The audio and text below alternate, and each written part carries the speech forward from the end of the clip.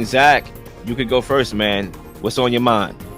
Yeah, Leel. So I was just looking around the NFL this week, and I had a thought that really hit me. Like, I'm just looking around the league, and I just see so many teams that are going to need an upgrade at the quarterback position this offseason. Just a couple teams that came to mind for me right away. You have a few definites, right? The Tennessee Titans. That's a team that I think really, really needs to upgrade at quarterback. You got the Las Vegas Raiders. That's a team in my book that really, really needs to upgrade at quarterback. Then we go into the NFC. You have the Carolina Panthers. You have the New York Giants. I think you could throw the Seattle Seahawks into that category. Geno Smith has not been good the last few weeks. You have the Saints are a team. The Rams have actively been trying to trade Matthew Stafford.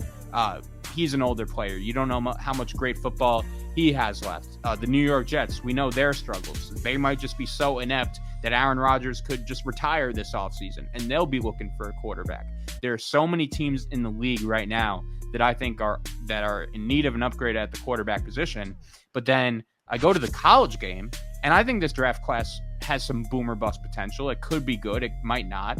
But I really only see two guys that would even have a remote chance of starting from day one next year, and that would be Shedeur Sanders at Colorado and Cam Ward at the University of Miami. And both those guys have flaws as quarterback prospects. I think this year's quarterback class is a lot better than, or last year, I should say, the Caleb Williams, Drake May, Jane Daniels, that class is a lot better than this one. So I'm just already starting to think, how is the quarterback carousel going to play out this offseason? I know it's a long way away, but I just see so many teams that are in need of a quarterback and an upgrade there. So my take for 99 is I think that there is a shortage. I think there are going to be a lot more teams this offseason that are looking to upgrade at the quarterback position than there are guys available that will be able to fill that void. And that's going to put a lot of GMs in an interesting position this offseason, and they're going to need to come up with some ideas that are really out of the box in order to save their job and get better. So that is my take for 99, is that there are going to be plenty of teams scrambling around this offseason in need of a quarterback upgrade. The problem is there aren't necessarily a lot of guys, at least directly on paper, that are willing to fill that void. No, I think it's an excellent take, and I understand this was a topic initially that you brought up to me, but I think it actually worked out perfectly because I think the take is excellent, worded that way, right? And we can actually dive into some of the, moves that potentially these teams can make, right? And I think for me, there's going to be a famine, as you predicted, when it comes to the quarterback position, which is the most important position on an NFL roster, right? Because if you don't got a quarterback, you don't got nothing, right? And I think when you look at situations, for example, like you brought up, the Titans, not the Steelers, a couple teams you brought up, right? The Raiders, the Panthers, right? Giants. You look at those teams, the Giants, right? I agree. Last year was the year to get your guy. If you needed a quarterback last year, you needed to go get that man, right? And I think that was evident with the Commanders, who was dealing with 40 years of ineptitude. I think that's evident with the Bears, who was dealing with 30 years of ineptitude. And I think they got their guys, and that's why they are able to be in America's Game of the Week like they was last Sunday, right? The Vikings, they got their guy, even if they don't know if that guy is going to be in the present, right? So I think what we're going to see more of is more Sam Darnold-like signings, where they're going to try to replace the void because they can't do it in the draft. There's only a few quarterbacks that you can take, and they're not even perfect, right? I think you're going to have Justin Fields be a little bit more valuable now, or Russell Wilson, depending on how the Steelers opt to go forward with their quarterback situation going forward, right? I don't think they're going to bring both guys back, so that's going to leave one of those guys available. You're going to have situations that teams are going to call into the Vikings, right? They got JJ McCarthy, and you got Sam Darnold. Are you going to keep both guys, right? You're going to keep Sam Darnold? That's going to be the biggest question of this type of conversation, the Vikings and what they do going forward. Because remember, Sam Darnold's on a one-year deal. Fields is on a one-year deal. So maybe they may not get nothing at all for these guys if they don't trade them now. So I do think that that's a very good take, and we'll see how these teams kind of go about it. The Seahawks decide to stay with Geno Smith, give him an extension. He had a bang for your buck contract, but that was always going to wear out. He was going to need to fulfill that position eventually. So we'll see what happens. I like the take. And another team you didn't bring up that I think could be the most fascinating of them all is the Atlanta Falcons. Like, are both Kirk Cousins and Michael Penix going to be on that team next year, especially with the way Cousins has played the last few weeks?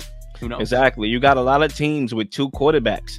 They understand the value of having two quarterbacks. The Lions already got their guy in Hendon Hooker, whether he's the guy or not, based off judging him in the preseason. It is what it is. We'll have yet to know, but they got a guy.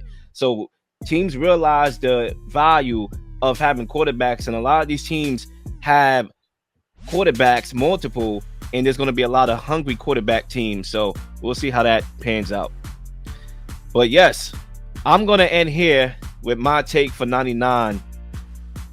And this is going to be a take that's probably not going to be for everybody, but it should be, because y'all have to understand the take, right? In the perspective that I'm going here, right? I want to play a clip because the name of my take is Stand on Business or Don't Stand at All, right?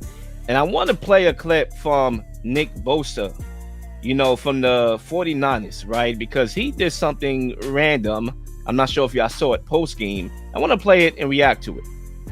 So let's do that right now. Okay, look at him. He came in, interrupted to show a MAGA hat, right? Make America great again, which I do believe we should try to do, right? Now, during the post game, right, of the 49ers Cowboys game, we see there Nick Bosa interrupted the telecast showing off his MAGA hat, right?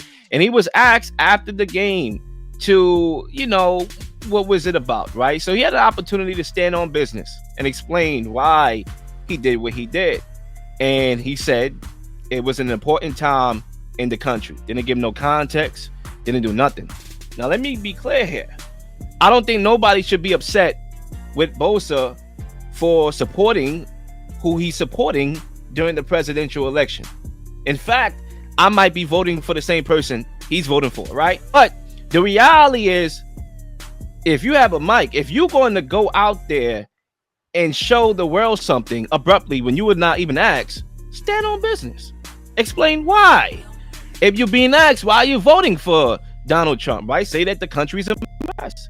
Say that there's illegals coming into the country, right? Say all the stuff that you can say that are legitimate and explain, because you're the one that came out and you wanted the mic in front of you. So the mic is in front of you. Speak. Okay? When Colin Kaepernick took a knee back in 2016, whether people took it as unpatriotic or not, he stood on business.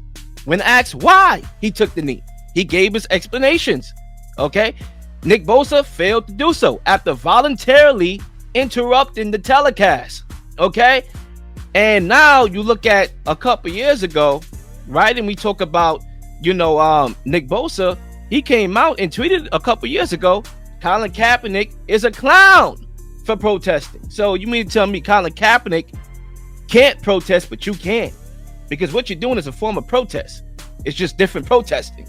So Colin Kaepernick can't, but you can. Stand on business. Now let me make one thing clear, another thing clear. I believe in freedom of speech. I'm pro that. Obviously, there's some people who are not. I'm not one of those people. I do believe you have the freedom to say how you feel and to represent how you want to represent. And I do believe that we are living in the most significant time in our country's existence. Okay, and I hope everybody goes out and vote next week, right? But the reality is the NFL is trying to keep politics off the football field, which is going to be a hard thing to do in this current climate.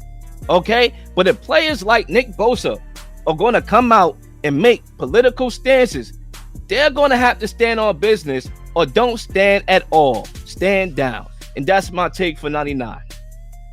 No, I think it's a good one. And I was in kind of shock watching that clip and seeing what exactly went down. There were even some theories about like NBC blurring out the hat because you couldn't really see what exactly it said, but then we all kind of figured it out. And I agree. Like, if you're going to do that, that's fine. Everyone might not agree with it, but explain why, because he kind of came out of that just looking like a coward, and that's not really a great look. And it's also a culture shift. Like, you rarely see a player on the field, especially on that side of the argument, doing that, but he felt comfortable enough to do it, and you got to give him credit for that. You just wish he would have explained it more.